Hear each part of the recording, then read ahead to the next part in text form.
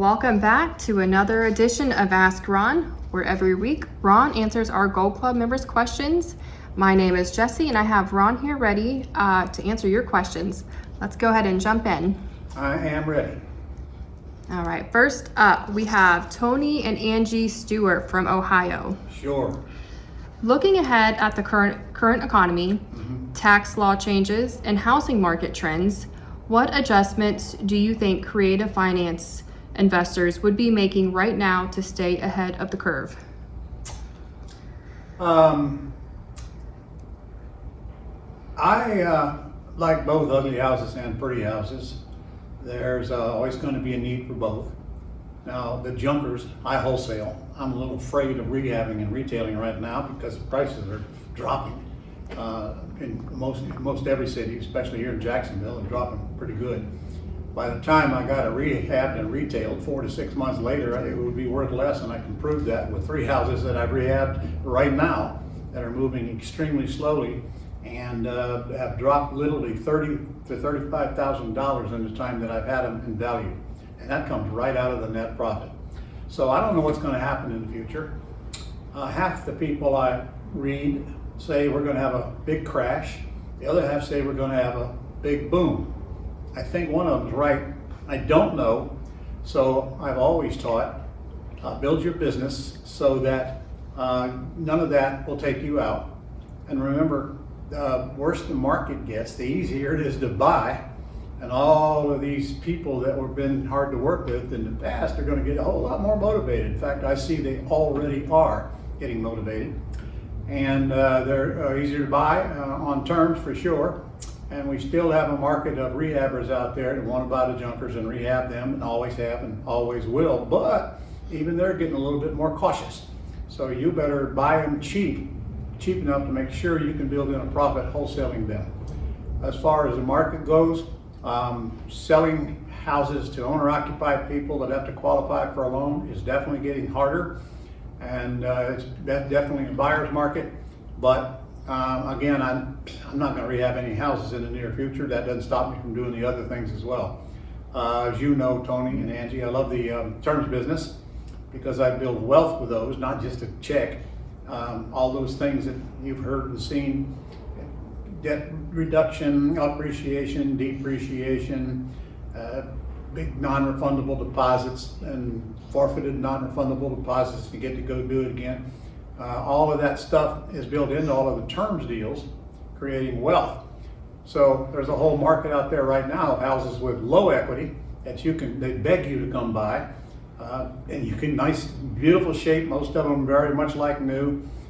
Sellers are extremely motivated, and they don't even ask for money, but they are, I think, a prime target to build wealth. Some cash flow up front, but you got to be careful because the payments are going to be right up there where the rent will probably be, and sometimes over, and you have to prepare for that going in, and then you can build yourself a fortune real quick if you have any patience. Okay? So we just adjust with the market. I'm adjusting with the market, always have. 43 years now I've adjusted with the market. So it's not about doing much of anything any different. I'm always preaching, don't put yourself in jeopardy by guaranteeing debt.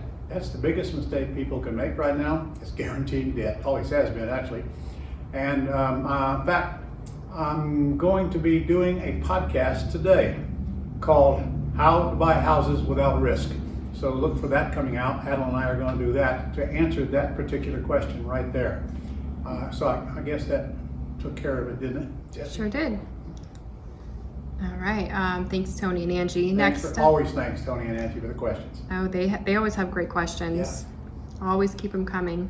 Next up, we have Brad Keating out of Texas. Coming to you, Brad. Coming to you. I get that an LLC is the trustee of a land trust, but who is the beneficiary of the land trust? Can it be the same LLC that is trustee? Well, first of all, if you're in Texas, I'm not sure an LLC can be the beneficiary. I think it has to be a human. It should not be a human with your last name. And the beneficiary is whoever you want to own the property, for crying out loud. That's beneficiary owns the house. So that's a whole lesson in itself right there. By the way, I'm coming to San Antonio on the 12th of this month, which is the end of this next week, and Houston on the 13th. So if you're not already registered for that, you might want to get registered. And I wished I could give you the link right now, but I can't. It's the Houston RIA and the San Antonio RIA that we've been working with for years. I don't have that link right now. And probably get it from us, our office, when you call, if you call us. Yeah, you can call in, or you can drop down and I can link that below. Yeah, I'll be out there all day, both days. All right, next up we have David Jesse from Ohio. He watched your masterclass and he has been a student of yours for quite some time. Mm-hmm. He says, I broke one of Ron's rules for purchasing real estate and wrote a check for $130,000 plus closing costs to acquire 77.5 acres of raw land from an estate in Virginia. The land is valued at more than $300,000. So his question is, how would you suggest I market this property for sale in order to get it sold quickly? I answered that for him this morning, and the answer was list it. It's really your only option. Every single piece of property that I've bought, land I mean, I've listed with realtors to sell and just always have. Now you think about that. They got a big old mountain of buyers. They're commercial realtors now, they're not residential realtors. And they got developers, they got all these things that they contact when they get land, and you don't. So list it with a good commercial realtor, and the first thing you do now is you ask them what they think they can sell it for. Do not tell them what you bought it for. It's none of their business, okay? And honestly, you're probably right. It's probably worth $300,000 or more, because that's probably a nice developable property. Now the downside is that builders are slowing down. Some markets worse than others, so it might take them a while to sell it, so you got to be prepared for that. So get that price up as high as you can. You won't have any problem getting the realtor fee back, because it's costing you more than that fee's costing you to hold on to the property for this time. But just list it and forget about it and let them do their job. That's the way we always sell anything we're selling retail, frankly, houses or land. Get it done and quit worrying about it. I mean, I'm not telling you made a mistake. Okay, you write a check. Well, I wrote a check for some properties many times with students over the past several years, and they all made a profit, but I'm telling you it was fast. Some of them took 2 years to sell, so just count on it being on the market a while. Gotcha. Next up we have Judy Lee from California. She also watched your masterclass. She says, it's less of a question and more of a comment. Thank you for working on your birthday to give us a wonderful gift. My birthday is also coming up soon, and I will be working like you on my birthday, implementing what we will be learning from this masterclass. Good. I hope this becomes my reset on my current situation and financial journey. Thank you for not giving up on someone like me who hasn't taken actions yet after all these years of education. And I will not let this opportunity pass by without implementing again. Thank you again. I hear that a lot, and I'm glad you're stick-tailed hanging in there, I can tell you that. But you probably figured out by now the education is worthless without implementation, and that's the part you got to get to work on, as do many others.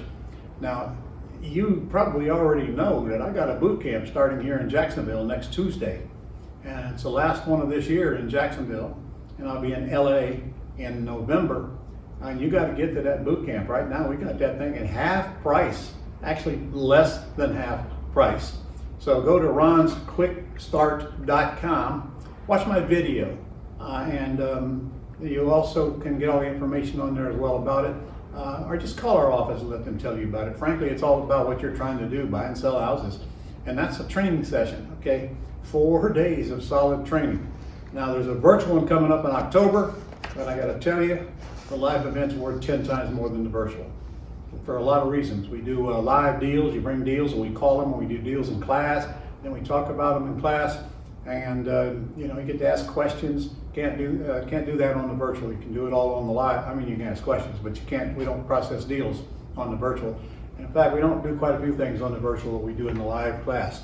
So I'm sitting here filming right now in our classroom, and This coming week will be the last class in this classroom because we're building a whole big new one next door in our main building. So get there, you'll enjoy it, you have a lot of fun, you meet a lot of good people that can be working with you for years in the future as well. Make it a point. Call in, even finance it if you can't pay for it all. Thank you for that, Ron. Next up, we have Jason Williams out of Delaware. He's got 2 questions. Yeah. I have some properties that I took subject to almost 20 years ago. I've had sellers looking to purchase a new home now, or REFI, but lender guidelines now require I be listed as personally liable on the mortgage in order for the debt to be overlooked for their debt to income ratio. I was able to get around it recently through using a land installment contract. And I was just curious if you would think we should avoid subject to going forward. I answered that this morning as well. And frankly, it doesn't make a lot of sense.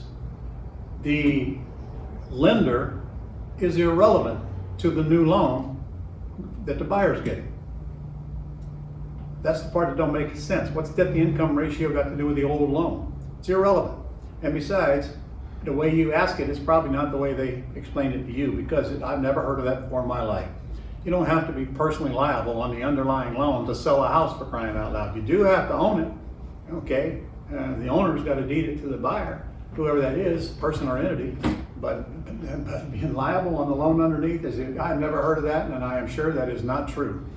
So as to subject to, same thing is true whether you buy it subject to or you buy it on a wrap. Or even if you buy it on a land contract, you still got to sell it from the entity you bought it in. It makes no difference whether it's subject to or a wrap. And to prove income, you bought it, you're paying the seller, or what's your question got to do with proving income for your buyer? So I'm missing something here. Maybe take another shot at it and clarify it. Guys, when you ask these questions, you should pretend like you are not the one doing asking, but you're the one doing the answering. And see if you can figure out what it is you just wrote and assume that I can as well, because that one is extremely confusing. All right, he has a second question, unrelated to the first. With Quest IRA being sold, do you have any recommendations on an investor-friendly company? DirectedIRA.com, DirectedIRA.com. Nate Hare, who used to work for Quest, does a hell of a good job as well. It's where my IRA is right now as well. Awesome. And our last question for this week is from Anton from North Carolina. They also watched the masterclass. When you say get it under contract, do a title search, and then put it back on the market, what do you mean by put it back on the market? Define market, and what does that look like in a wholesaler's perspective? Lesson 5 answers that very question. That's what it's all about, is selling a wholesale house. Now that will be aired next Thursday at noon. We've got one coming up on Tuesday at noon. And what the heck's the name of that one? Tuesday at noon is what? Lesson 4 is Thursday, which if you're watching this is already gone. Lesson 5 is selling a house wholesale. Lesson 6 is we start getting into the terms of business. Coming up. Awesome. That's great to hear. And that is all of the questions that we have for this week's edition of Ask Ron. All right. I'll see you all next week. I'll probably see many of you before that with my master class. And incidentally, if you're watching this and you're not watching my master classes, you're missing something. Tell them how they can get registered for it. Do you know, Jesse? I do. They can drop down below, and I will have a link for them to sign up for the masterclass if they haven't already. Okay. We do it every Tuesday at noon, every Thursday at noon. Tell them, I don't know how many lessons, probably going to be at least 20, 25 lessons before I'm through. So it's free. It's only about a half an hour long. So join us and learn a lot. Now look, I took a lot of stuff out of the boot camp, but this is not the boot camp, all right? Half an hour lessons are only going to go so far, so you might want to get registered for the boot camp as well. And then you can use these for review lessons. So anyway, I'll see you next week. Go out and get some deals going. Running out of here.